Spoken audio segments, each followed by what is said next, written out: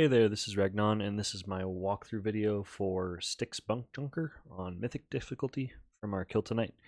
And again, this is from a healer POV, so if I miss details from other roles, I apologize. And specifically, I'll talk about it from the Resto Druid. So here at the beginning of the pull, we're starting the boss on Star. Sound here.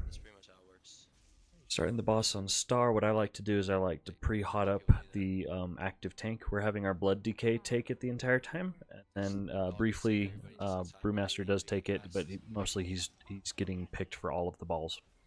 So here, ramping, damaging for just a couple seconds.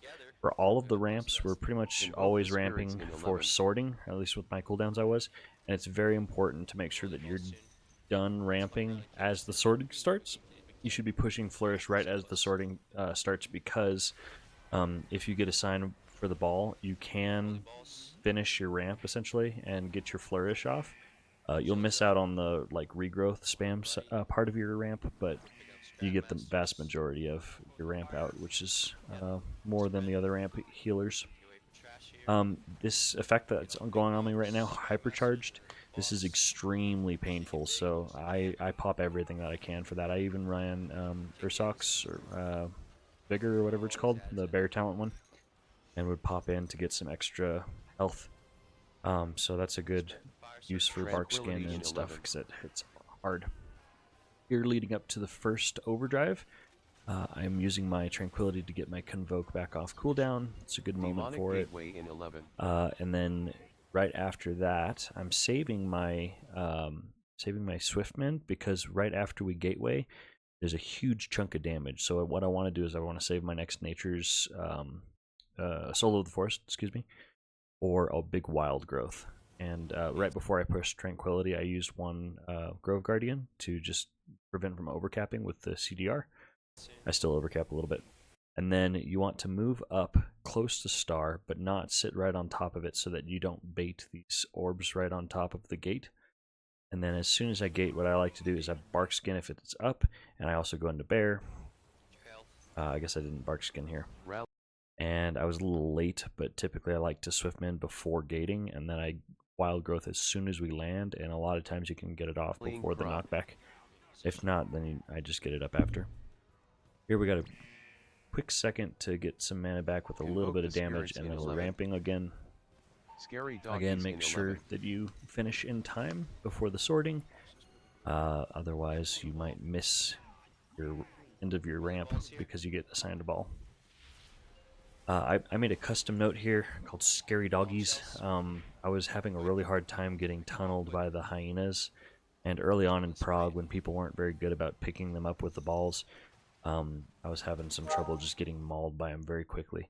Now, a nice trick if you're Night Elf is you can Shadow Meld, and that will cause them to de-aggro. I like to sit in the Shadow Meld until they actually path closer to the tanks, and then start healing again. Haven't talked about fire circles yet, so just about every moment in the fight, you want to make sure that you're positioned so that this circle would not touch any trash.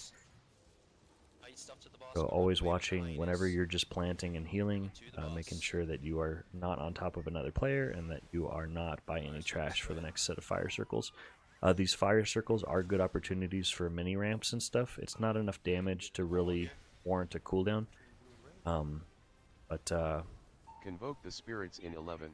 Yeah, it is some damage. Right here, this I believe this is the third Convoke. Yeah, the third Convoke is... unfortunately, it doesn't time out with my Tranquility timing. It's late for the sorting, so this one can be a really easy one to miss, especially if you get chosen for a ball. If that happens, then I would just use it after you're done and you're back from the ball. Fortunately, there's still a lot of damage.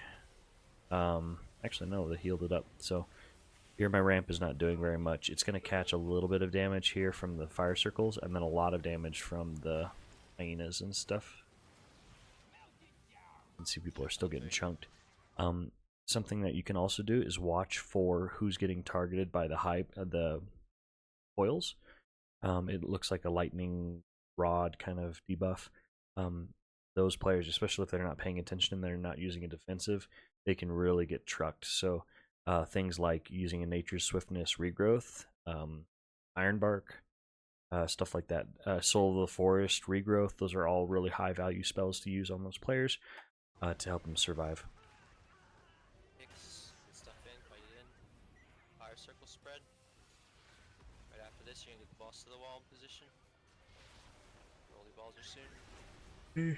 Here I'm just attacking to get more mana back and to cleave the ads a little bit. On the wall. On the wall, on the wall.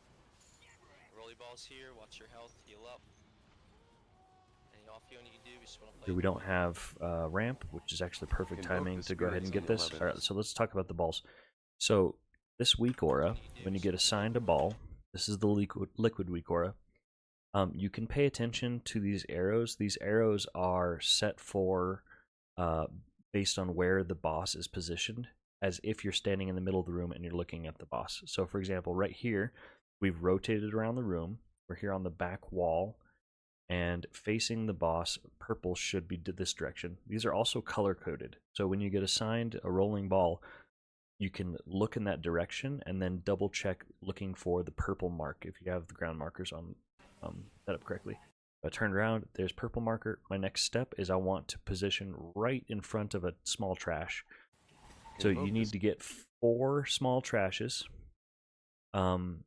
Hyenas also count as small trash piles, so you can, if you have a pack of hyenas in your area, you can very quickly size up, which is really good. So first step, position right in front of a small trash pile. Spirits in 11. And you want to quickly get to medium size by rolling over 4 or adds. You can see right here, now I've done 4 and I'm medium size.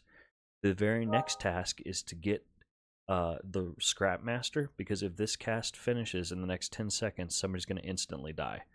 It's a one shot. So you want to roll over your Scrap Master to stop this cast. This is not interruptible, I don't believe, outside of rolling over it with a bomb. So if you don't do your job here and you have a Scrap Master in your quadrant, which you should, you will get somebody killed. So step 1, get the Scrap Master along with getting medium trash piles. I believe the Scrap Master also counts as a medium trash pile, so you really only need to get 3. Could be wrong on that. Just watch for throwing. Getting small trash piles does not matter. There we go. And actually, it might. I did not get a full one there. But anyways, just watching for it getting large. And then your next task is to run it into a ticking bomb. See here, there's a ticking bomb here awkwardly on this other side that needs to be popped.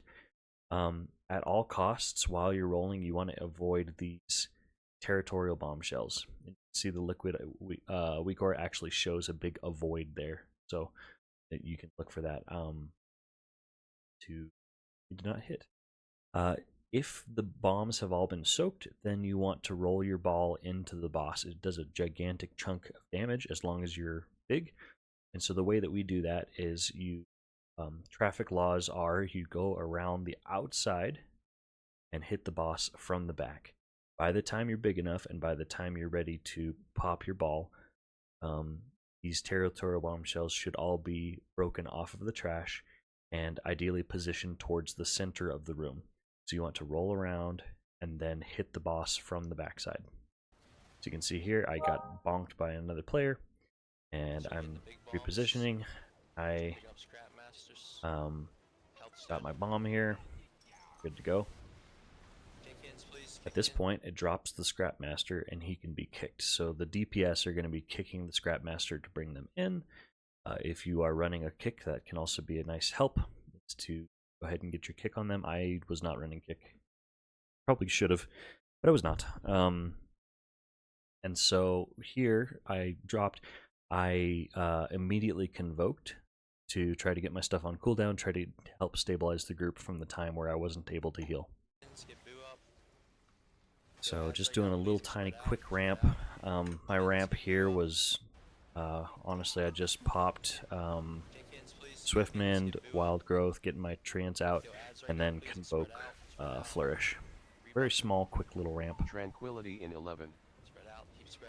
And then my Tranquility will be on time here in order to get some cooldown reduction on Convoke. And then what this does is it kind of messes up cooldowns for the rest of the fight. So from here on, my cooldowns are screwed. And so instead what I'm doing is I'm watching for each set of sortings. And then using it there. Or if it's pretty far away, I think I sometimes pop it on fire circles. I forget honestly what I did Invoke here. the spirits in 11. Actually, it lined back up because of the timing that I got the ball on this one, but on pulls where it happens at an inconvenient time, sometimes you just have to improvise with your cooldowns. Big bomb and scrap masters. Get that last one. That last big bomb over there. Somebody needs Here I'm ramping a little bit late because I was a little bit behind on my timer, on my cooldown, excuse me. Here just watching, you see I got targeted by Hyena, and I'm just running it into melee. I could have shadow melded, but I didn't think about it. So whenever you get targeted by a Hyena, you want to run it into melee so that the tanks can begin to get aggro on it. Here I'm watching to make sure I'm not by trash. I'm attacking just to get mana back.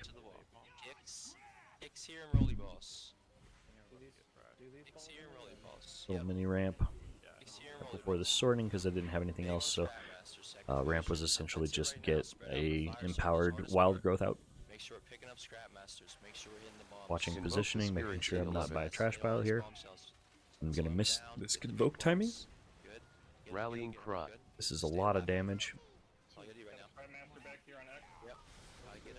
Being very liberal with your defensives and stuff, especially if you're targeted by a coil. One more ball set, we win. Stay alive.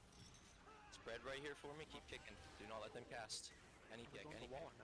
Yes. Alright, and then here, this next set of balls is the last one. We decided actually at this point to just completely ignore the bombs and everything, and ball people, we're gonna grab all trash, get big, and then crash into the boss and finish before any bombs pop. So here we're just attacking, getting our last convoke off of the fight, watching to make sure that we don't set the trash on fire, and then we're just getting out some last minute heals, attacking to finish off the boss. I should be attacking here, but I was just trying to squeeze out a little bit more healing. And that's it. So that is it from a healer perspective. I did not go over the tanking positioning for dragging it around because I feel like if I said something, then it would be wrong. I'll tentatively say what I believe it was. We start on star, and then after we gateway, we position back on star. After that, when the fire comes out, then we move to the middle and then bring him. From there on, it's in between marks. So I believe after that, it's in between blue and red. And then after that, it's in between red and whatever the next mark is. Oh, this is the gate. I'm talking ahead of myself. So here's star. And then we position after the fire, we bring him to the middle of the room, and then we're going to position him between blue and red. Fire circle spread. Yeah, between blue and red is the next one. Invoke the spirits. There. And then after that, we move the boss to the middle of the room after the fire comes out. And then repositioning him between red and... I can't see the marker to my back left. Red and green. So in between red and green. And when you position the boss... I know I just said I wasn't going to talk about this, and now I'm talking about it. But when the tanks tank it, we want to have it pretty close to the edge, but enough room for the balls to roll around and crash into the backside of the boss.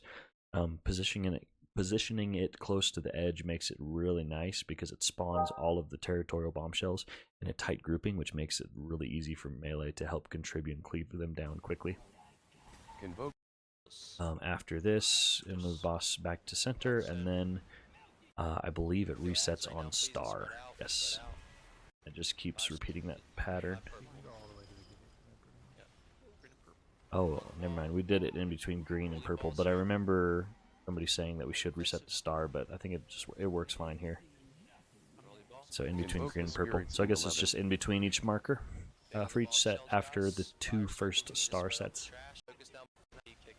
Yeah, that's tank positioning Okay, I hope that helps. Only the last couple things I can think of is the vast majority of the responsibility of knocking the territorial bombshells off of the trash piles was assigned to our two boomkins here, and then everybody else is just really kicking scrap masters and cleaving down the territorial bombshells. All of the other trash is just going to naturally get hit with cleave and stuff like that. It's not a damage. This boss is not a damage check. It's a mechanics check, and seeing if you can IQ your way through the RNG of getting balls and stuff. Everybody should get at least one, if not two, sets of balls assigned to them that rotates its way through the raid. The only person that does not get any balls is Sidepacked, who's tanking the boss nearly the entire time. Okay, I think that's it. If you have any questions, feel free to hit me up in the comments, and I'll do my best to help you. I hope you have a nice time on Stix. Enjoy it.